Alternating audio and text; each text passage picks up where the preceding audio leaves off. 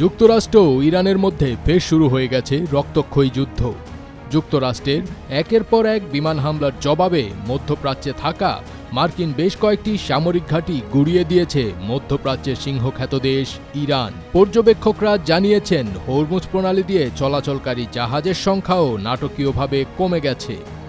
যুক্তরাষ্ট্র জানিয়েছে তারা ৯০টি সামরিক লক্ষ্যবস্তুতে আঘাত এনেছে, যার মধ্যে কয়েকটি প্রণালীর কাছে অবস্থিত। ইরান জানিয়েছে গত ২ দিনে মার্কিন হামলায় ১৪ জন নিহত হয়েছেন।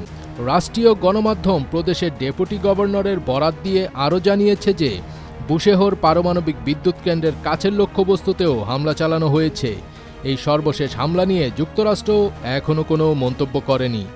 এর জবাবে ইরান বলেছে তারা কুয়েত, বাহরাইন ও কাতারে অবস্থিত মার্কিন স্থাপনা লক্ষ্য করে ব্যাপক হামলা চালিয়েছে। রাষ্ট্র সমর্থিত গণমাধ্যম জানিয়েছে বৃহস্পতিবার তেহরান, কুয়েত, জর্ডান ও ইরাকের বিভিন্ন স্থাপনায় আরও হামলা চালানো হয়েছে। ইরানের পররাষ্ট্র মন্ত্রণালয় সর্বশেষ মার্কিন হামলাকে একটি গুরুতর যুদ্ধাপরাধ হিসেবে আখ্যা দিয়েছে।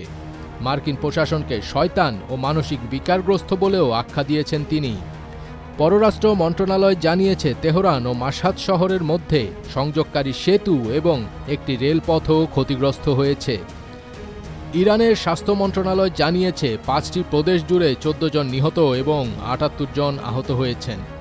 মার্কিন হামলার পর উপসাগরীয় দেশগুলো ইরানের হামলার খবর দিয়েছে। এর মধ্যে বাহরাইনের রাজধানী মানামায় বিস্ফোরণ, কুয়েতে ক্ষেপণাস্ত্র ও ড্রোন প্রতিহত এবং কাতারে নিরাপত্তা সতর্কতা জারির মতো ঘটনাও ঘটেছে। বৃহস্পতিবার ইরানের দক্ষিণাঞ্চলীয় বন্দর শহর কোনারাকে বিস্ফোরণের শব্দ শোনা যায়। সেখানকার এক স্থানীয় কর্মকর্তা ইরানের সরকারি সংবাদ সংস্থাকে জানান, নৌবাহিনীর একটি ঘাঁটিতে শত্রুপক্ষ হামলা চালিয়েছে।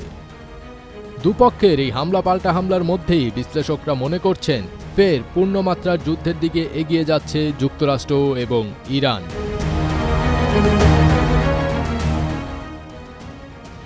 ফাজবির তাজ, ATN বাংলা।